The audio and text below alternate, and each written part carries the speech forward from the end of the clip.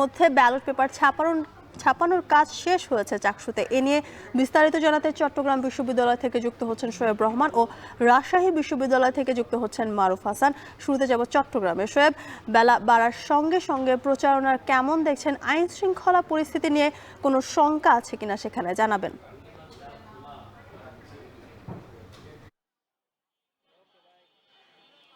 একেবারে শেষ মুহূর্তের প্রচারণা চলছে।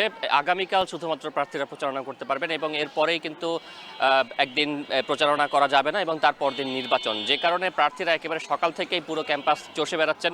নিজেদের যে ইশতেহারগুলো রয়েছে এবং সেই সাথে ব্যালট নাম্বার সম্বলিত যেই লিফলেট রয়েছে সেই লিফলেটগুলো কিন্তু তারা বিতরণ করছেন এবং খুব ব্যস্ত সময় পার করছেন প্রার্থীরা। প্রতিটি জায়গাতেই কিন্তু প্রার্থী এবং তাদের যারা সমর্থকরা রয়েছেন তাদের আসলে ব্যস্ততা চোখে পড়ছে আমাদের, এবং তারা তাদের লিফলেটগুলো গোছাচ্ছেন, সেই সাথে ভোটারদের দ্বারে দ্বারে যাচ্ছেন, নিজেদের আশ্বাস প্রতিশ্রুতিগুলো দিচ্ছেন এবং তারা ভোট প্রার্থনা করছেন। এবং এর বাইরে নিরাপত্তার কথা যদি বলি, নিরাপত্তার জায়গা থেকে আসলে প্রার্থীদের বেশ কিছু শঙ্কার কথা তারা জানিয়েছেন। তারা বলছেন যে ক্যাম্পাসের যে 130টি সিসি ক্যামেরা ছিল তার বেশিরভাগই কিন্তু অচল রয়েছে এবং সে কারণে পুরো ক্যাম্পাস নজরদারিতে আনা সম্ভব হবে না। কোথাও কোনো ধরনের অপ্রীতিকর ঘটনা ঘটলে সেটি আসলে কিভাবে প্রশাসন আইডেন্টিফাই করবে সেই বিষয়টি নিয়ে কিন্তু শিক্ষার্থীদের মাঝে এক ধরনের শঙ্কা রয়েছে। এবং এর বাইরে যদি বলি যে বিশ্ববিদ্যালয়ের এখন পর্যন্ত সেভাবে উল্লেখযোগ্য সংখ্যক আইনশৃঙ্খলার সদস্য কিন্তু মোতায়েন করা হয়নি। আমরা দেখেছি কিছু আইনশৃঙ্খলা সদস্য বাড়ানো হয়েছে, কিন্তু তা প্রত্যাশিত নয় বলে জানিয়েছেন প্রার্থীরা। এবং তারা বলছেন যে এই যে নির্বাচনের শেষ মুহূর্তে এসে প্রচারণা যেভাবে জমে উঠেছে, অভিযোগ পাল্টা অভিযোগ, সেই জায়গা থেকে ক্যাম্পাসে নিরাপত্তা আরও জোরদার করার প্রয়োজন তারা মনে করছেন। এবং একই সাথে বিশ্ববিদ্যালয় প্রশাসন থেকে যেটি বলা হয়েছে যে বিএনসিসি, পুলিশ এবং সেই সাথে বিশ্ববিদ্যালয়ের নিজস্ব নিরাপত্তা এবং পুলিশের যে স্ট্রাইকিং ফোর্স রয়েছে সেইটির মাধ্যমেই কিন্তু মূলত আসলে নির্বাচনের নিরাপত্তা ব্যবস্থাটি সাজানো হবে। এবং সেই জায়গা থেকে কিভাবে নিরাপত্তার সেনাবাহিনীর কথা কিন্তু এখন আসলে সেভাবে বলা হয়নি। বলা হচ্ছে যদি প্রয়োজন পড়ে সেই ক্ষেত্রে আসলে সেনাবাহিনীকে তারা মোতায়েন করবেন। এবং এই অন্যদিকে নির্বাচন কমিশনের বেশ কিছু অভিযোগ জমা পড়েছে। সেই অভিযোগগুলোর ব্যাপারে আমরা দেখেছি যে নির্বাচন কমিশন তারা যাদের বিরুদ্ধে অভিযোগ রয়েছে তাদেরকে অবহিত করেছেন, তাদের ব্যাখ্যা জানতে চেয়েছেন এবং সেখানে তারা তারা কেউ নিজেদের ভুল স্বীকার করে তারা দুঃখ প্রকাশ করেছেন। এবং এভাবে যেই আচরণবিধি লঙ্ঘনের যে বিষয়গুলো সেগুলো কিন্তু তারা আসলে সমাধানের চেষ্টা করেছেন। এবং এর বাইরে যদি বলি যে নির্বাচনের যে ব্যালট পেপার রয়েছে সেই ব্যালট পেপার কিন্তু এরই মধ্যে সংগ্রহ করে ফেলেছে নির্বাচন কমিশন। এবং সেই ব্যালট পেপারও কিন্তু নির্বাচন কমিশনের হেফাজতে রয়েছে। ব্যালট পেপারের পাশাপাশি ব্যালট পেপার রিডিং মেশিন যেটি রয়েছে সেই ব্যালট পেপার রিডিং মেশিনও কিন্তু নির্বাচন কমিশন এরই মধ্যে কথা বলেছে এবং সেগুলোও কিন্তু তারা সংগ্রহ করেছেন। এবং 5টি ভোট কেন্দ্র এরই মধ্যে ঘোষণা করা হয়েছে। সেই ভোট কেন্দ্র অনুযায়ী কিন্তু 5 জন করে ম্যাজিস্ট্রেট দায়িত্ব পালন করবেন এবং এর বাইরে আরও 4 জন সহ মোট 9 জন ম্যাজিস্ট্রেট নির্বাচনের দিন দায়িত্ব পালন করবেন। এবার রাষ্ট্র নির্বাচনের খবর জানবো। মারুফ, নির্বাচন ঘিরে প্রচারণা কেমন দেখছেন, বিস্তারিত জানাবেন।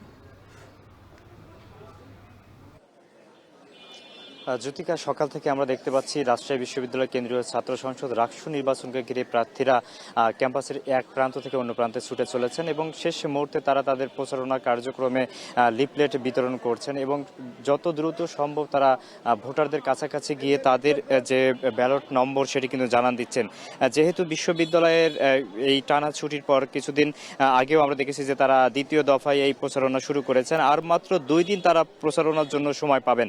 বিশ্ববিদ্যালয় টুকিটাকি চত্বর থেকে শুরু করে পরিবহন মার্কেট, একাডেমিক ভবন, অন্যান্য যে জায়গাগুলোতে মূলত শিক্ষার্থীরা জমায়েত হচ্ছে সেই জায়গাগুলোতেই প্রার্থীরা তাদের প্রচারণার জন্য ছুটে চলেছেন। এবং আমরা দেখতে পাচ্ছি যে কিছুক্ষণ আগেই এখানে বিশ্ববিদ্যালয়ের নির্বাচন কমিশন যারা আছেন তারা প্রার্থীদের নিয়ে একটি নির্বাচনী প্রচারণার জন্য যে কর্মশালা সেটি কিন্তু আয়োজন করেছিলেন। কর্মশালাটি সেখানে প্রার্থীরা এবং পোলিং এজেন্ট যারা আছেন তাদেরকে নিয়ে সেই কর্মশালাটি অনুষ্ঠিত হয় এবং তাদেরকে সেখানে বার্তা দেওয়া হয় যাতে একটি অবাধ এবং সুষ্ঠু নির্বাচনের জন্য প্রার্থীরা পাশাপাশি পোলিং এজেন্ট যারা থাকবেন তাদেরকেও সহযোগিতা করা হয়, এমনটি কিন্তু নির্বাচন কমিশন আশ্বাস দিয়েছেন। এবং পাশাপাশি বিশ্ববিদ্যালয় আইন শৃঙ্খলার বিষয়ে কিছুক্ষণ আগে উপাচার্য বললেন যে বিশ্ববিদ্যালয়ের নিরাপত্তার সাথে যে কোনো সময় এখানে আইন শৃঙ্খলা বাহিনী মোতায়েন করা হতে পারে এবং নির্বাচনকালীন যদি সময়ে আইন শৃঙ্খলা বাহিনীর প্রয়োজন পড়ে তাহলে বিশ্ববিদ্যালয় আইন শৃঙ্খলা বাহিনী সর্বোচ্চ ব্যবহার করবেন।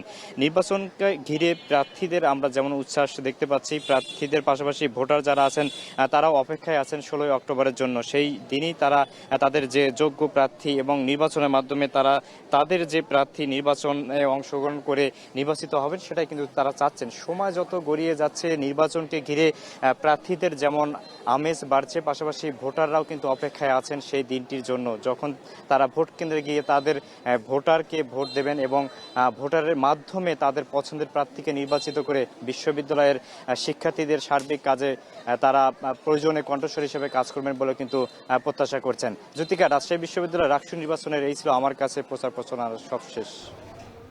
চাকসু এবং রাকসু নির্বাচন নিয়ে সর্বশেষ খবর জানাচ্ছিলেন আমাদের সহকর্মীরা।